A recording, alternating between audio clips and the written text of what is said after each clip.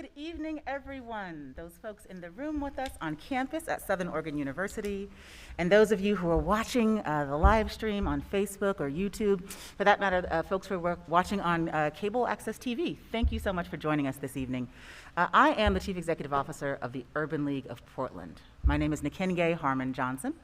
I am a proud Oregonian, and I'm delighted to be here on campus at Southern Oregon University. I want to thank President Rick Bailey for having us. Thank you so much for allowing us to spend time on your campus.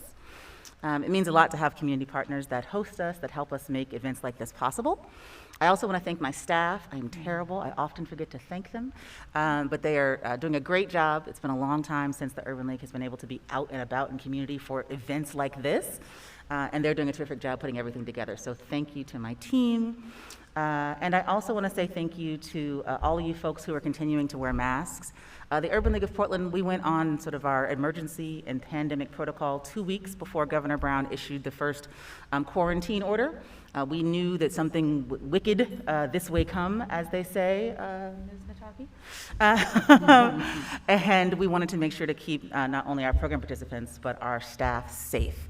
So we've been wearing masks, we've been staying apart from each other for the entire duration. We have not gone back and forth like some organizations and some counties have. And we continue to wear masks at the Urban League, KN95s or N95s for anyone who visits our office or who works for our team. So thank you for joining us in doing so, because our goal is to keep folks safe. And I probably shouldn't say this out loud, but so far we've managed to avoid hotspots for both ourselves and for our program participants, even though we do really nitty-gritty frontline work with high-risk populations. So masks work. Thank you for helping us to keep everyone safe. Okie dokie.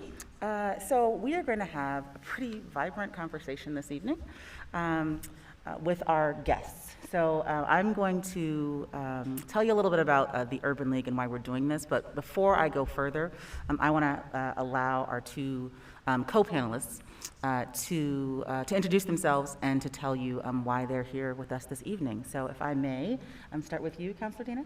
Okay, thank you so much. Thank you. And before I do an introduction, I would really like to thank the Urban League of Portland for creating this space. I would like to thank President Bailey because we need the presence of the Urban League in Southern Oregon. So my name is Gina Duquesne. I am Ashland City Councilor. I am the first Black woman, queer woman, to be elected to council. Woohoo! Thank you. Thank you. I am the first, but like our vice president said, I will not be the last. Thank you. And hello, everybody. My name is Nataki Garrett, and I'd also like to thank the Urban League of Portland and Nkenge for inviting me to this spirited and important conversation. I am the artistic director of the Oregon Shakespeare Festival, and I go by she and her pronouns. Thank you, that's important to say. Oops. Thank you, that's important to say. I too go by she and her pronouns.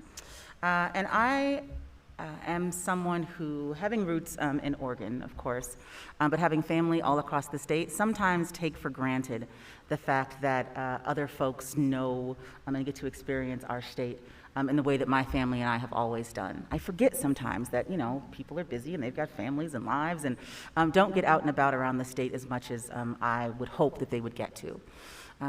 These community conversations, as part of our Urban League for All of Us series, are a really important way for me to do a couple of things as the leader of the Urban League of Portland. It's my opportunity to connect with people in the community and for our team to do so, for you to be able to see us face to face and for us to be able to see you and to hear from you directly. That's important to us. We've got technology and we've got email and we've got Facebook and we even got regular USPS mail, which I still adore. So people can get in touch, but there's something special about being able to be here and spend time together face to face. So these community conversations that we're doing all across the state allow us to do that. Another part of that is letting folks know that this Urban League, the Urban League of Portland, belongs to all of you. Despite our name, for more than 77 years, we have served all of Oregon and Southwest Washington. We are one of the few urban leagues that is regional rather than city or locally based. For me, that means we've got a big job to do because we're responsible to a lot of people over a large area, but it's also really It's how this region works as far as I'm concerned. Oregon doesn't have a big population, but we got a lot of land, right? We have the opportunity to fix the problems we face in our communities because there's not that many of us. And what I mean by that is, think about California. California is a small country, a lot of people, a lot of land. Oregon's got a lot of land, but there are not that many of us. We have Oregon-sized problems that in my mind are resolvable because we're able to reach out and touch in ways that really aren't accessible in other larger communities. To me, that's heartening. But it means that as the person who runs this regional organization, we have a responsibility to be out and about and letting folks know that we belong to you, we're responsible to you. What you need is what we're responsible for doing, even if you're not walking into our office at 10 North Russell in Portland, Oregon. Okay, before we get into our discussion, I also want to tell you a little bit more about the Urban League of Portland. We're somewhat like 7 nonprofits in one. And by that I mean we do what our community needs. We don't stick to one issue or one area of service provision. We do what it is that African Americans and others require to thrive in this region. In the area of workforce, jobs, and entrepreneurship, housing, that means services for the houseless, but also keeping those who are already housed stable in that housing. We provide services for senior citizens to keep them safe in their homes, but also to help them stay active. We run the only African American culture-specific services program for elders in the state. And that means it's sort of like an after-school program for senior citizens. That's what I call it. They get to do whatever they want, and it's our job to help them to stay safe and healthy and active in the community. We also provide health services for members of our community. Community health workers are a big part of the work that we do to stay in touch with people and to help them stay healthy. We provide services for our youth, everything from summer camp to after-school programs to college scholarships. This past spring, I was really honored to present to 3 college students in our state $30,000 worth of scholarships. 3. That's a dream come true for me. I remember applying for scholarships back in the day when they're $1,000 at a time and $500 at a time, and so it was a big deal for us to be able to offer these big scholarships to students. And it doesn't matter where you live in Oregon. You're eligible for our scholarships, right? And I want you to know that. I want students on your campus applying for our scholarship, Rick. We belong to you and our resources belong to you. We can tell you more about the Urban League of Portland if you want to visit our website at ulpdx.org. For the folks that are in the room, my staff is here. If you haven't had a chance to talk to them already, please do learn more about us. And those folks who are watching online, you can also follow us on social media. We try to tell our stories, and we're getting better and better at it. One of the stories I want you to know, though, is that the Urban League of Portland was voted the #1 nonprofit to work for in the state of Oregon.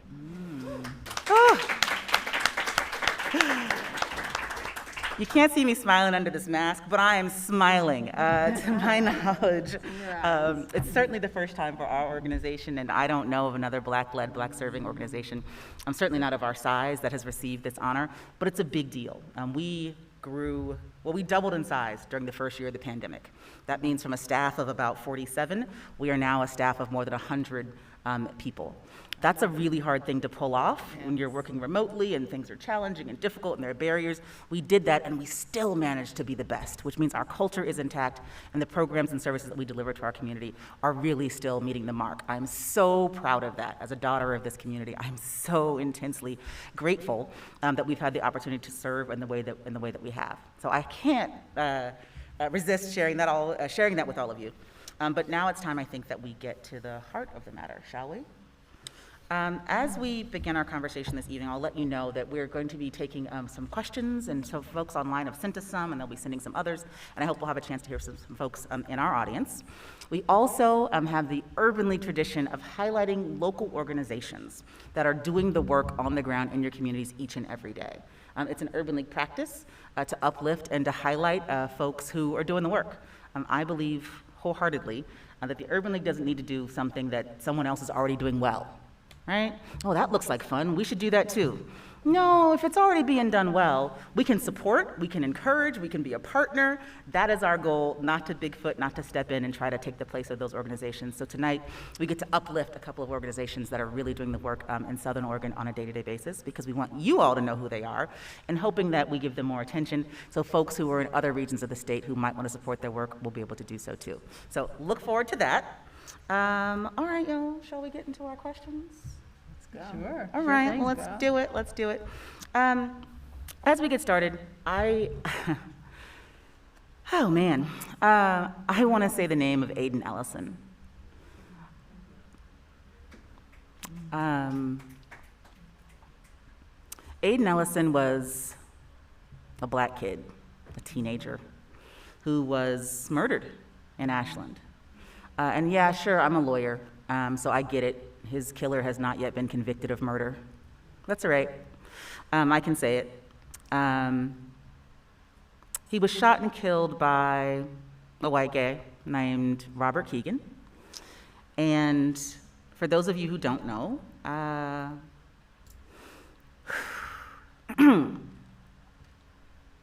Aiden and Robert Keegan were both staying at the Stratford Inn as a result of the Almeda fire, right? So they were both sort of fleeing trauma and harm. But one of them survived it, and Aiden didn't. He was playing loud music in the parking lot. Robert had a problem with that, asked him to turn it down. They say, folks say there was an argument between the two of them, and Robert shot and killed Aiden as a result. The amount of hatred in one's heart to do such a thing is just sort of, well, it's incomprehensible to me. But this is a story that we've heard again and again in community after community, right? Something that should have been nothing at all, that should have been a passing moment, perhaps an irritation, turns into a deadly situation. And often it's for a black or brown young person who is not empowered in that moment to save their own life. They are killed at the hands of someone who thinks they have the right to do it, perhaps very much because of the color of their skin and the colors of the skin of their victims. As I sit here, I wouldn't want us to begin this conversation without thinking about Aiden Ellison and about talking about him. I know that this community has been very hard hit by that murder and sort of the aftermath and the conversations that have been taking place. I also know that many people in the community want more conversations to be taking place about why, right, how, and what happens next. That's really one of the reasons that we're here. So I want to talk to the two of you about what has been the impact of Robert Keegan murdering Aiden Ellison. How has it resonated in the community? How have folks felt? And maybe even what have folks done as in response? Please, Counselor. Thank you. I'm happy to start this conversation with Aiden. What I saw is the initial impact was it doesn't happen here. It doesn't happen in our town. Well, it did. And as quickly as this young man's life was taken, all of the idea and thought of Aiden was swept under the carpet, and it wasn't talked about. As was mentioned earlier, he was killed at the Stratford Inn. To this day, there's no plaque. There is no memorial. There is nothing in Aiden's honor. I was shocked by that. However, I do want to thank the children and the students at Ashland High School who had the wherewithal to join together in truth to power, and they did their due diligence, and they came in front of council, and they went to the Public Arts Commission, and they said, this is what we want to do, and they did it. If you go down Mountain Street right now, you will see that. But I was saddened and I was shocked. The man who killed Aiden became the victim, and Aiden's name was silenced. And that will happen no more. What the students to Truth to Power did was the first. And we will see more in memorial to Aiden. You know, it's interesting because the business that I run, I bring in a lot of people from out of state, you know, and they come and do their work on our stages at OSF, and they're here for, you know, sometimes 10 months of the year, and some every year for 10 months. So they practically live here. For the ones that are coming in that are new, with the murder of Aiden Ellison, I got more questions about whether or not it's safe for them to come. Where people were really concerned about whether or not Oregon, with its history, both past history and more recent history, was a place for people of color, for trans people, for queer people, for disabled people. And that's just on that one murder. You know, what's so tough about it is that, you know, that week, I was invited into one of my neighbor's homes. This is a rare occurrence for me here. This is rare. And they were like, well, how are you doing? And I was like, I'm having a tough time. And they said, why? And I was like, what? Really? You know, I was like, there was a murder here of a young man by a white supremacist. And the newspaper reported it as if we were supposed to sympathize with the man who murdered a boy. And then I'm in a conversation with you, and you don't even know what happened. So it's like it only happened to me, because it didn't happen to you. And that's the level of apathy here. So for the communities of color that live within the realm of the organization that I run, it's a real thing. It's a tangible thing. People ask about whether or not this is a safe place for them to come and spend their time doing their work on our stages. And then you have this other community that's like, huh? What happened? We don't know. We don't remember. And that's really a tough dichotomy to shoulder. Yeah. You know, for that reason, I say that racism, white supremacy, bias are Chamber of Commerce issues. They're economic issues. I don't need you to love me. It's all right. It'd be nice. We could all love each other. But it's okay if you don't.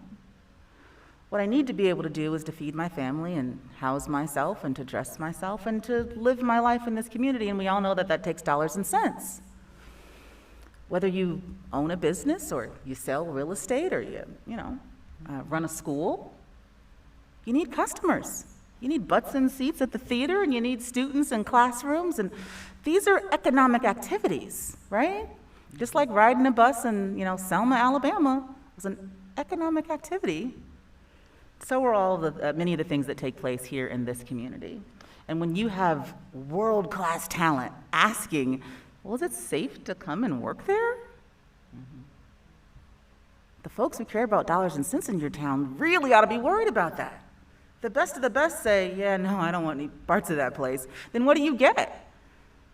You get second best? Do you get third best? Do you even get the best? Do you just get who's willing to come eventually? You get people come here and they live in fear. They come, they do come. And some of them come just because I'm here. But they do come, but they live in fear. Here in this town. So think about that for a minute. So the best and the brightest are coming, but they're not able to experience the full joy and the breadth of what this community has to offer because they're afraid to be out on the streets. They come because they've got a connection to it and they've got a connection to the work, but they're afraid to be here in this beautiful, beautiful place. What a sadness that is. And it also means, of course, they're not likely to come back just for fun, right? It probably means they're not likely to tell their friends and family, hey, you know where you really ought to check out? What they might say is, oh, I wish you could go there, but it doesn't feel safe to be there. In the wake of Aiden Ellison's murder, the wake of George Floyd's murder, Breonna Taylor, Ahmaud Arbery, because, violent, terrible things happen all around the country, often to Black and to brown people, many folks did, perhaps even your neighbors, woke up and said, oh, this is my country. This is happening in my time. I don't have to think about what would I have done back in the day when X happened? How would I have responded to that civil rights issue? We live in this moment, and people are able to say, wait a minute, what can I do in this moment? How can I become an anti-racist? What can I do to make things be different? I feel like more people are saying that. They're certainly saying it more frequently to the Urban League. We're hearing questions like that. And I'm sure that some people in our audience tonight are asking themselves the same thing. We're not going to have all of the answers here tonight, but maybe a few. Councilor Jana, will you talk about what folks can do to get in the game? Absolutely. After the murder of George Floyd, I said I took it personally And I always take the murder of a black or brown-bodied person personally.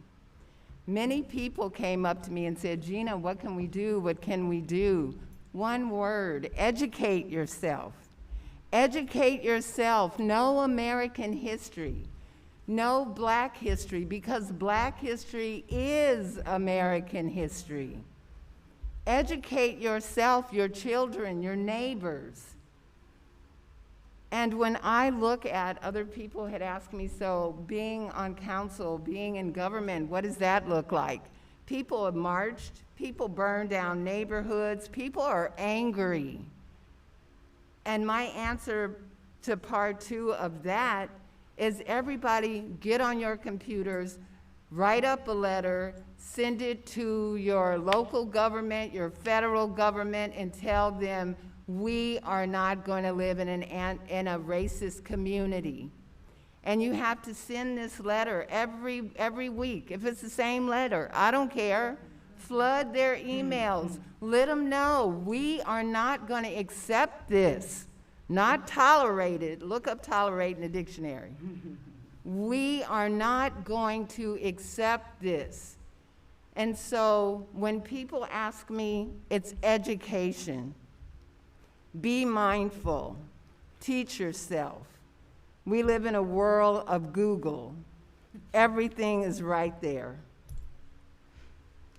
Yeah, I'm a little less, I don't know, maybe that's, I'm a little pessimistic, I don't know. I'm laughing a little bit under my mask because my real answer I'm gonna give you is, you tell me.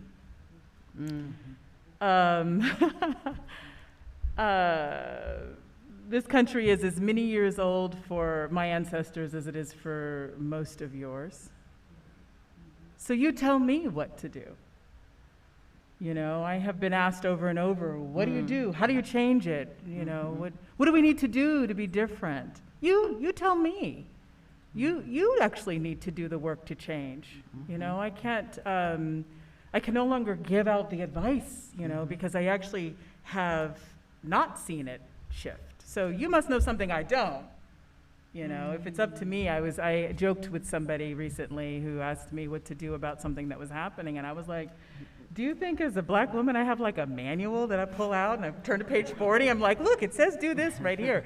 That's not how it works. In case of racism, follow these steps. Exactly, Yeah, you know what I you mean? never Like, that's know. not how it You works. never know. You actually have the answer inside of you, and it has to do with accessing your empathy and your basic humanity. What kind of world do you want to live in? What kind of world do you want to leave behind? Who are the people that you want to touch, right? And how uncomfortable are you willing to get in order to make sure that people can live free? We live in a town that has the name of this street. This is interesting. So I do a little research when I move to a place, and I was like, this is something my father taught me. My father was a member of the Freedom Riders, and he recruited you know, young people in 1964 to get on those buses, in 65, right? And he was like, you know, look at how a place treats their indigenous and native people. And that'll tell you how you're gonna get treated. Cause that's the line, right? If that's okay, then everything's okay. And we live in a town that has a dirty name that we just drive down to go to the winery. You know, like, it is okay with us. We just shrug our shoulders, right? I don't even use the name of the street. I don't say it out loud, right? So as long as we're okay with that, then Aiden Ellison's death is normal, and so is George Floyd, and you know, you might have a little protest in town square, but you're not going to do very much to change it. So my answer is, what do you think? You know, something that I've said before is that if Black folks could have ended racism, we would have done it years ago. Come on. You know? It would be well behind us. You know, that's my job, right? I'm a racism firefighter. We run toward the N-word when it's, you know, shouted loudly. When the fascists are marching through downtown Portland, well, that's the time that we have to be there. It's an interesting choice of profession for me. I thought, I'll share this with y'all, and I think we have a question coming in from someone watching online. But when I was a kid, when I was 11, 12 years old, I thought racism would be over by the time I was 35. I thought all the racists, the people who killed Martin Luther King and whatnot, would be dead in their graves, and all the smart, people would be on, moving on with life. I believe that. So I worked very hard as a kid. I was part of the NAACP, and I organized, and I did, voter registration and get out the vote, and I participated in all these activities as a kid, working hard because we're gonna, stamp this thing out, and then I can get on with my life. I never intended to run a civil rights and social justice organization for a living, because this wasn't gonna be a thing by the time I reached this age. Maybe as a museum, as an artifact. And I'm the daughter of a historian, of a sociologist, of a mental health therapist, of educated people who well exposed me. And somehow I still managed to believe that was true. I didn't know that old racists helped make new racists. Yep. I didn't know that it's not just about people and individuals, it's about systems. Now, the thing that I have learned since then, of course, is that people build systems. People build systems. We live within them, sure, but we're the ones who maintain it. So when I hear someone say, well, I wasn't alive when X happened, that's all right, you're alive now. So what are you doing about it?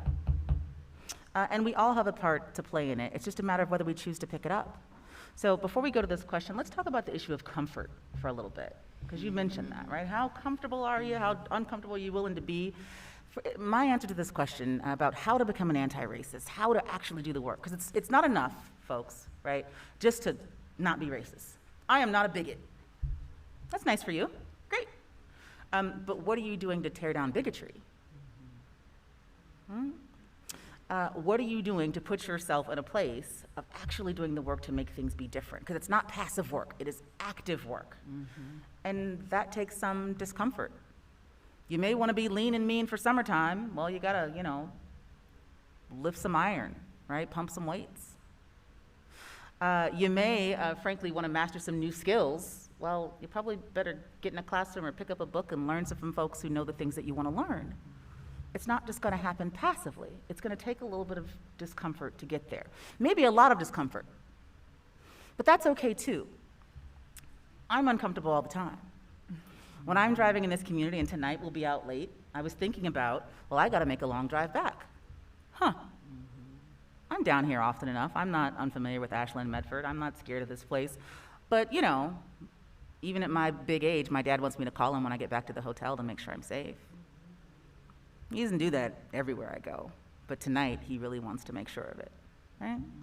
He's uncomfortable while his big grown daughter is out doing her job. I'm uncomfortable all the time. Buying a new house, I was talking to the former speaker, Tina Kotek. I was telling her, and others, about buying a house as a black person, or a person of color, a queer person, a trans person. I don't get to just say, ooh, I like this piece of real estate. I can afford it. It's in a great neighborhood. I love the parks. It's by the grocery store. I'm buying it. I gotta cruise this neighborhood in the morning. I gotta cruise this neighborhood in the evening. I gotta come by on the weekend. I gotta see if I've got a MAGA clown next door, flying the flag and carrying on. I gotta see if someone around the corner is likely to make my life miserable just because of the color of my skin. Not in the abstract, but in reality. Even before I do that, I gotta decide about my realtor. Hey, realtor, think about what my life is actually like on a day-to-day basis. Don't just find me the prettiest, best place.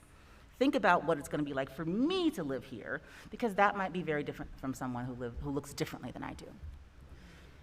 Think about that for yourselves, what it might be like to live in someone else's shoes. Think about what you might do to make life different for yourselves and for your neighbors. And I say for yourselves because people often think, and y'all, I wanna hear what you think about this, that racism affects folks who look like me. Racism is a problem for black people, it's a problem for brown people. Bias is a problem for queer people, it's a problem for trans people, it's a problem for disabled people. But not me. Y'all, racism affects us all in really awful ways. I talked about the Chamber of Commerce issues earlier, right? Just the basic sort of economic issues. I don't know, America, capitalism, it seems like that would be a big mover for us, but it's not. But if our best and our brightest, if our friends and family can't do all the things that they would wish to do to help them live lives that are amazing, that help them thrive, that impacts all of us. If you can't get the best students, if you can't get the best teachers, that impacts your school. I think it's pretty obvious that even if you don't look like me, you should give a darn about it because your life is less rich. But, you know, tell me what you think, Gina. I couldn't agree with you more. I remember at one point, a group of union people, workers, went against what was proposed because, oh my God, if it went through, then black and brown people would benefit too. So rather than to move this through so everyone can benefit, we're gonna stop it so that a small minority of people could not benefit.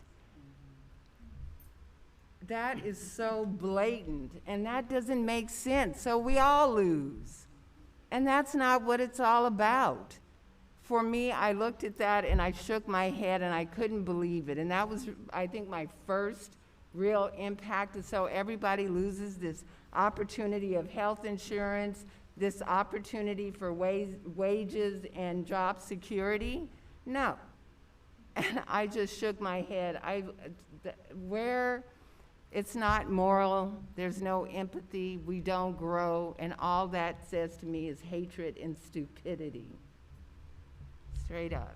You know what it makes me think about is, you know, I've been thinking a lot recently about Western expansion, you know, the manifest destiny,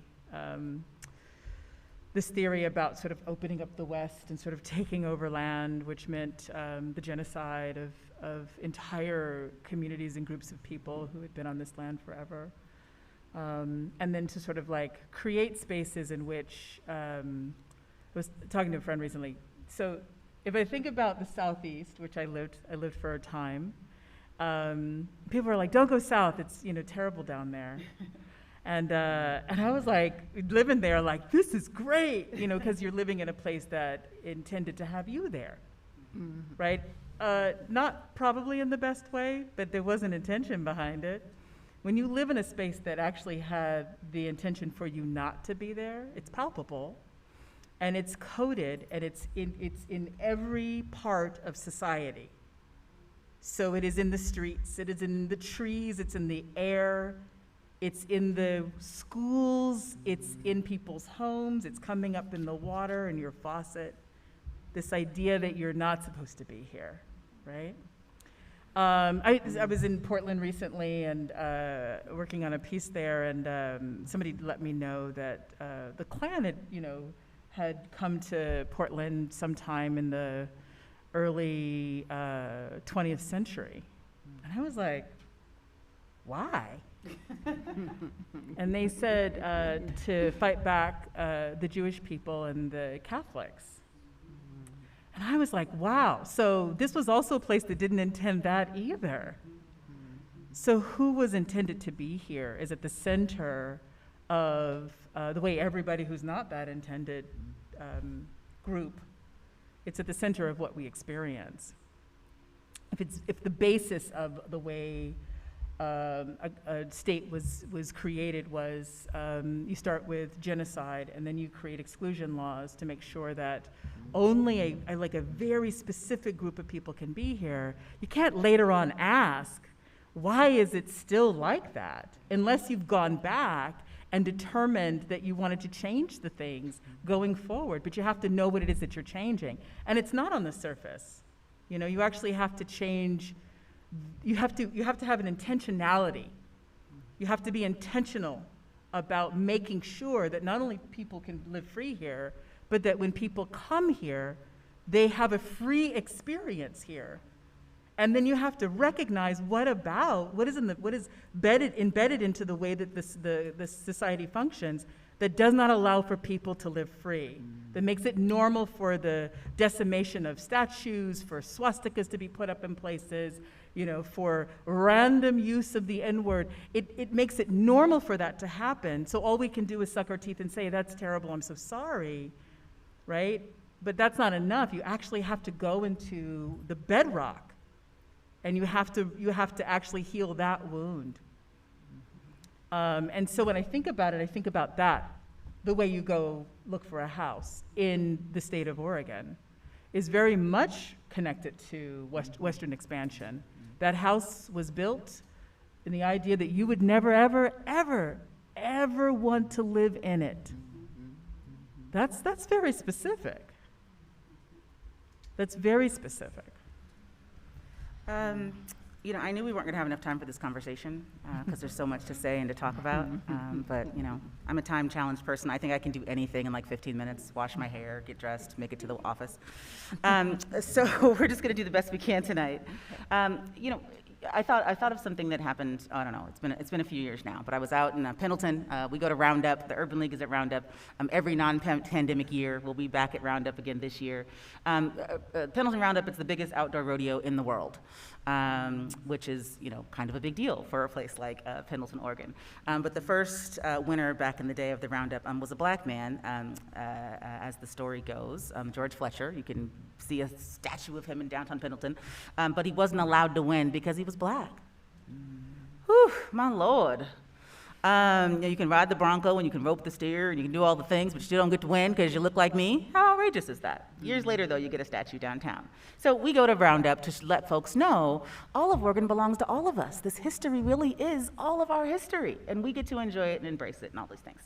And I get to meet lots of great people. Well, I met someone who was living in Washington at the time with his family, but he was a fifth-generation Oregonian. And he was just telling me a story, and we're, you know, connected and relating. His parents had been, you know, ranchers and farmers, and he was sort of the first generation to not be a farmer. And he actually rented hay. That was his business. He rented hay to people, like hotels want to do a fall-themed activity, and they need some hay. He'll bring it, you have it for 2 weeks, he comes and picks it up, he takes the hay back, and he feeds it to some animals. I was fascinated by this. It's like, I've got hay at my home. May I rent hay to people? Is this a lucrative profession, sir? I am very excited about Halloween. It's a big business to rent the hay bales? Okay, fascinating. But one of the things he was saying, because I, you know, lead a civil rights organization, was, well, you know, I'm a fifth-generation Oregonian, and I think people just need to, you know, meet each other and get to know each other better, and then all these problems will be solved. What I mentioned to him was that, well, you know, 5 generations ago, my family wasn't allowed to live here, right? We couldn't be landholders. So you and I actually didn't start off on the same foot. Now, I've done a pretty good job for myself, and we've managed to catch up, you know, all right. But imagine had I gotten to start, you know, 5 generations ago. Whew, my guy, you'd be working for me. Yes. Maybe. Right? It was a great conversation. We had a lot of fun. I mentioned that to say, when I think about anti-racism and I think about you know, where we start, I don't start today. I don't start with when the institution, you know, woke from its slumber. Oh, well, you know, we used to keep women out of this profession, and we used to keep Jews out of that profession, and we used to, right, this labor here was redlined in those ways, and now we realize that it shouldn't be that way, so starting today, we want to make things equal. Well, let's go back. How many women were excluded starting back then? Let's start the clock back then. How many black folks were kept out of, you know, X? That's when I want to start the clock. Because then we can look at the problem more holistically, not just today, but from a larger perspective, so we can really dig into the bedrock that you mentioned, and really be about the matter of fixing, making better, and not just putting, you know, lipstick on a pig. That's the way I think about it. We have a question coming from someone who's asking, you know, and my notes are on my phone, so pardon me, y'all, I'm not playing Candy Crush here. The question is, as a person of color living in rural Southern Oregon, how do you do DEI and racial justice work publicly without risking becoming a target? Woo. Well, as someone who, my daddy will hate this. I'm sorry, Daddy. As someone who sort of makes herself a target for a living, it's my job, right? But I choose it. At the same time, though, I walk around in the skin all the time as an Oregonian, so it's also just my life. And in some ways, that makes it less scary for me to choose it rather than just be subject to it. Now, granted, I live in the Mid-Valley, and it's a little bit different for me. It's also different because I'm trained for this work. I do it on purpose, and I learn all the things I can learn to help keep myself safe emotionally, mentally, but then also physically. There are certain precautions that we often take. For example, at the Urban League of Portland, our headquarters in North Portland, you will only find one Urban League sign. You won't see a Black Lives Matter sign. You won't see a picture of Ahmaud Arbery or Breonna Taylor. I don't festoon or adorn my building on purpose, even though we work in the heart of historic Black Portland. I don't want my building to become a target. I don't want to invite people to, harm my staff. I don't. We're not that hard to find as it is, but I don't encourage that in those places, and that breaks my heart, right? That should not have to be that way. Another colleague of mine has purchased anti-ballistic windows for his not-for-profit organization. Anti-ballistic windows, because he has a youth program that serves Muslim youth, and he can't risk it. You know how much more that costs? But it's what he's got to do to be able to serve the people he serves. So, I understand the question. You wanna jump in on this, Nataki? I'll be brief about it, though. I feel like, some people are in their jobs, in their line of work, and that's what sort of brings that to you, this need to sort of think about safety from violence. But then you think about Aiden Ellison was not at work. Violence is a part of your existence as long as you live in a community that says it's okay. And what that means to me is that means it happens to all of us because we allow it, whether or not that's your job, right? So with the sort of clear threat of violence, that's one way that you might experience it, and you have to do something about that as well. And then there are all these sort of, they call them microaggressions, but really what they are aggressive attempts to let you know that you don't belong. So the year after Aiden Ellison was murdered, there was a black man who was a gas station attendant here locally, and so he was beat up by random people. Random, really? And so there's violence there, and that kind of violence, when you live in a place in which that is normalized, you hold that in your own body, and you think, oh, could that be me? What happened to one of the company members at OSF in 2019, Tony Sancho. He was walking home from hanging out with friends at a bar. OSF was his dream job. And he wound up handcuffed to a urine grate in a jail cell. That's violence. And so that violence happens to me because it happened to him. And so you kind of live in this constant state, whether it's your job or not. I was raised by revolutionaries, so I guess it's in my blood, right? I was raised with a certain kind of vigilance, so I had to know that anything could happen. I was raised with a FBI file, and when my brother started working for the State Department, he was like, just so you know, they still have your file. A file that was made upon my birth. Right, so they knew you were going to be trouble. Yeah, exactly, from the beginning, and then you have to sort of determine whether or not you're going to still do your work, and what it means to do that work, and so what it's you're sort of willing a to do it sacrifice. anyway. You have to do it. You have to just do it. I mean, my work is I make theater. I'm a theater maker. I make plays. I'm an artist. I tell stories and reflect life so that other people can experience through witnessing or reflecting their own lives, right? And that also. For some people might be threatening, because when you're telling the truth, which is what acting is, sometimes people are threatened by the truth. And so you have to live with that. Let's shift gears a bit and talk about joy. Let's talk about the joys of being Black in Southern Oregon, because there are many. It is a beautiful community, and for those folks who aren't with us in the room, we've got an amazing view of the hills around this campus from where we're sitting. It is simply beautiful. So let's talk for a minute, Councilor Gina. You decided to serve this community, to be a public servant, to do all the work, and sometimes for no praise at all, and for complaints and people being mad at you because you didn't do the other thing and you're not doing stuff quick enough and whatnot. But you chose to live in this community and to help make it a better place. Talk about the joy. I did choose to do this. It's a challenge, and I'm up for the challenge, and I'm grateful I'm here. And when I think about Black joy, when I think about that, the first thing that comes to my mind, I've lived here for almost 16 years, and my grandchildren have come here since they were small. And to be able to look at it through their eyes, through their lens, and to have my grandbaby say, "Grandma, Ashland is a magical place." I was like, wow, yeah, it is. And to be able to see her joy, that gave me great satisfaction. And, you know, now my grandchildren are turning into young adults, blows me away, and they still come to Ashland. And I hope that they always feel like this is a magical place. And as they get older, the lens changes. However, I'm going to hold on to hope, and I want to continue to serve this community. And I hope we can all do it safely. And I won't touch on other things because I was going to kind of touch on something that was said before, but time consuming, you take it away. Okay, so joy. You create joy for a living. Yeah, I do. Well, you know, and I actually get to do that. I get to do my art and provide opportunities for other artists to come and do their most amazing work. My vision is to center the artist because I believe that they are thought leaders, and I have joy in everything that I do in my line of work. I'm actually pretty lucky. But I actually find joy in these other things, like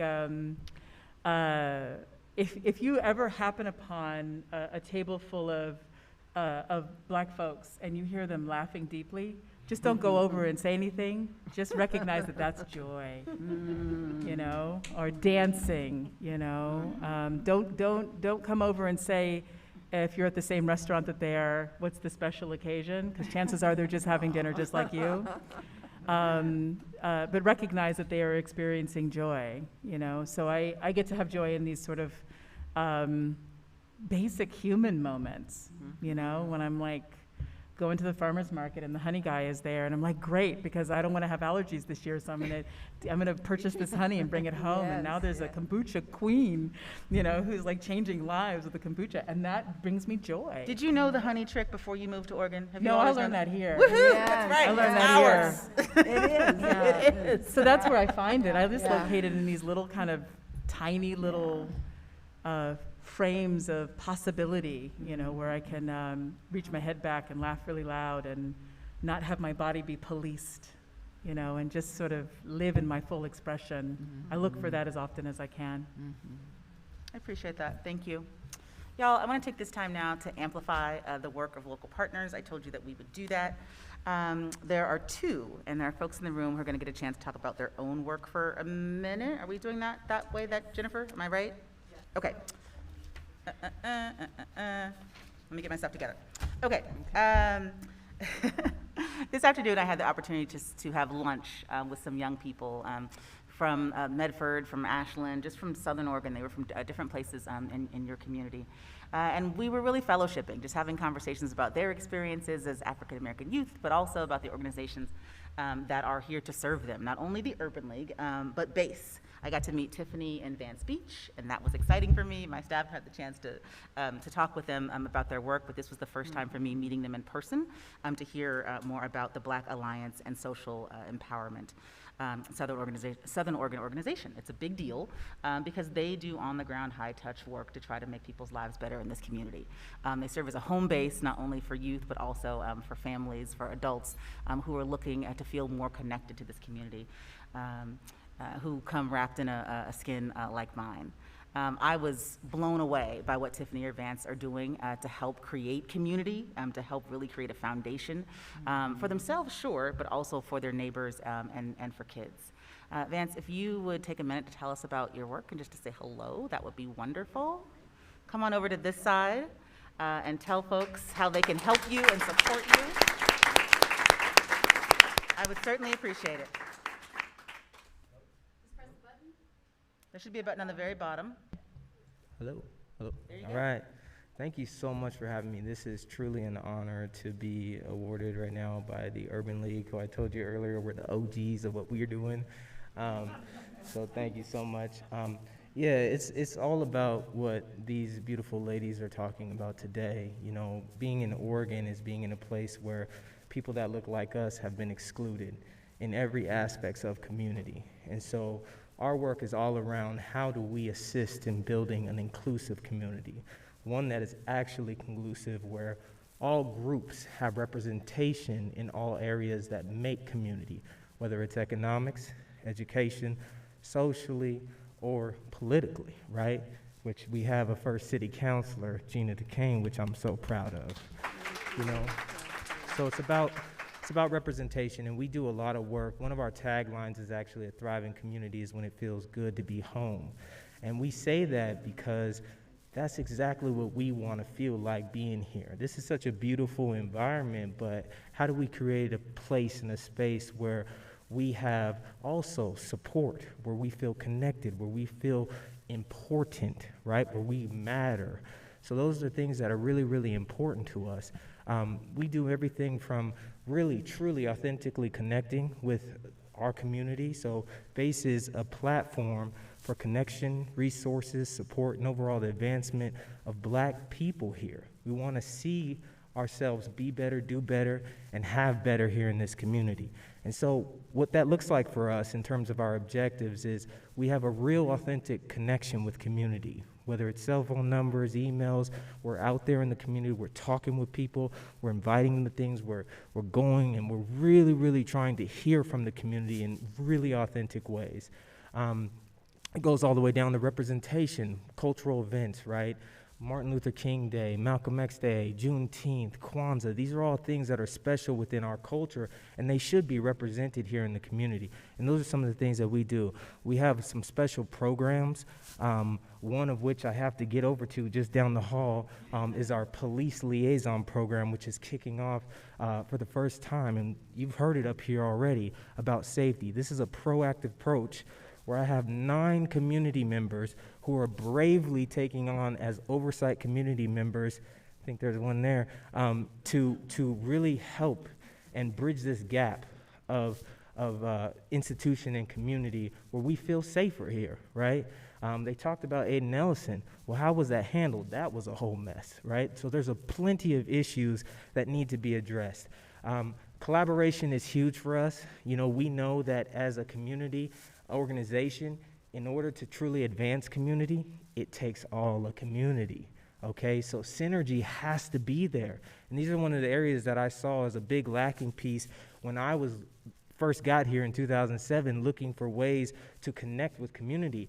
Everything was about in-groups. Everything was about people that were already a part of something. How do we get things out to new people? How do we include people more? How do we create a space and a place where everyone is thriving? That's where you have a great community. We can't have barriers. We have to let and allow people to have the full potential that they have.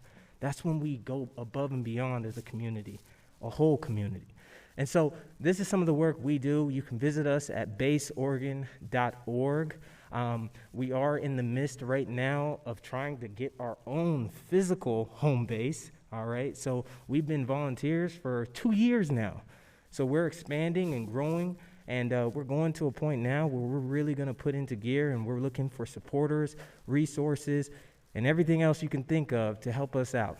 And so, like I said earlier, it does take all the community to do that. So again, thank you so much for this special occasion. This means the world to me. I'm going to go do some more work.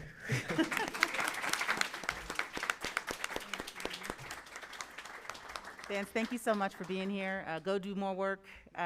Base.org.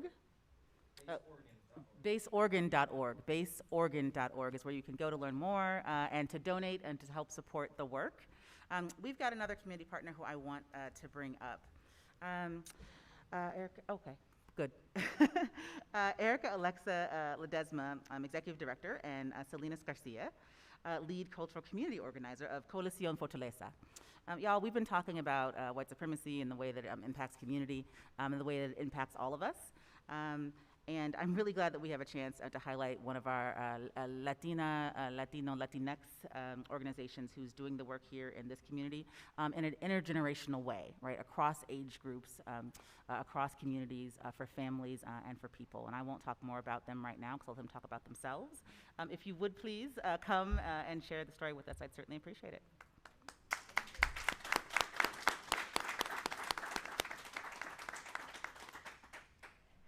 Hello, everyone. Hola. Hola. My name is Celine Garcia. I am the lead cultural community organizer with Coliseum Fortaleza. My name is Erika Alexia Ledesma, and I'm the executive director of Coliseum Fortaleza. Yeah, so like you heard, we are actually a coalition that was formed in the aftermath of the Almeda fire. As we know, when this fire happened, our Latinx indigenous community was disproportionately affected. 70% of our community lost their home, and they were homeowners. So we have been working towards rebuilding these communities in a way where their voices are heard. Specifically, we've been focusing on 2 housing projects with our partner, Casa of Oregon from Portland. And it's great news that one of our projects we've been working on in reestablishing Talent Mobile Estates, we have officially been able to buy that property, and it's going to be the first resident-owned community here in Southern Oregon. So we're really happy about that. We are also working on a farm worker apartment complex with Casa of Oregon that's going to be built in Medford, and we're super excited about that too, because we know that our community has not recovered. There's a lot of disparity in the recovery that we're seeing currently, and we need all the help that we can. So if you'd like to follow along on our journey on helping rebuild our community, you can follow us at colisionfortaleza.org. That's our website. Sign up for our newsletter.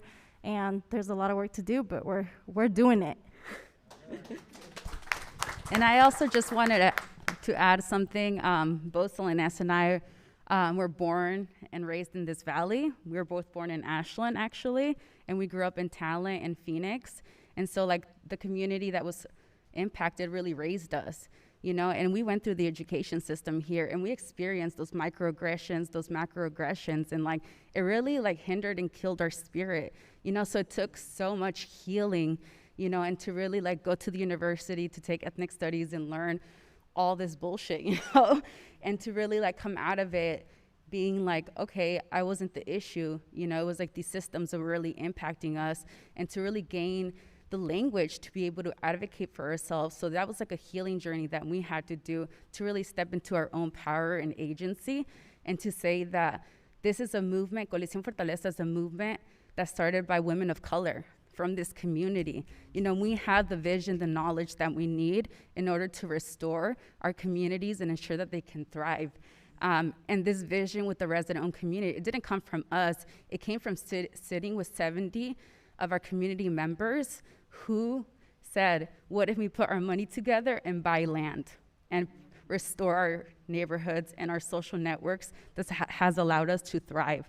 And so, you know, this movement really came from the vision of our elders, and so we're here leading it. And so if you'd love to support us, follow us on our social media, at colisionfortaleza.org, and we have Instagram and Facebook, and follow us on this journey. Thank you. Thank you. You see why we like to highlight local partners? My goodness. We're going to post on Urban League social media. We've already done it, but we're going to do it again. So the contact info for these organizations. So reach out at ULPDX. That's us on Instagram. We're the Urban League of Portland on Facebook.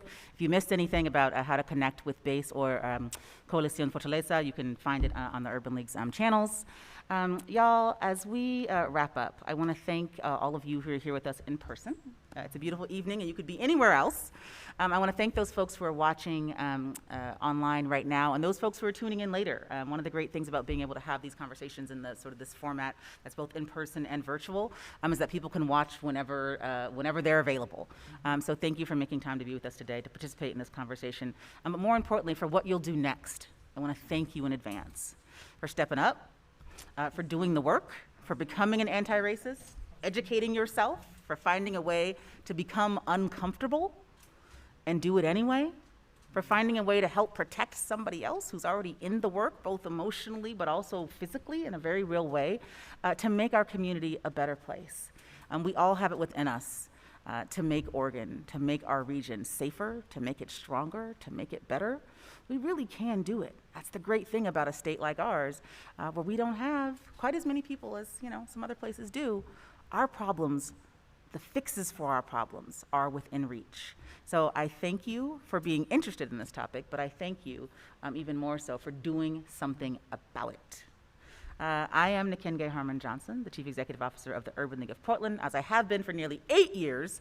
It's the honor of my life to do this work and to work for all of you. We are your Urban League. Don't hesitate to reach out and touch. We are responsible to you, and we are responsible for you, and we are proud and happy to be so. Councilor Gina DeCane, thank you so much for joining us in this conversation, for welcoming us into your community. It means a lot to be here with you today. My sister, you're certainly welcome. Director Nataki Garrett, thank you for welcoming us, and I look forward to spending some time with you this evening as we go on to yet another event today, where we get to sort of fill our hearts and our minds with work on your stage. Thank you so much for joining us tonight. Thanks for having me. Good night, everyone. Thank you. Thank you.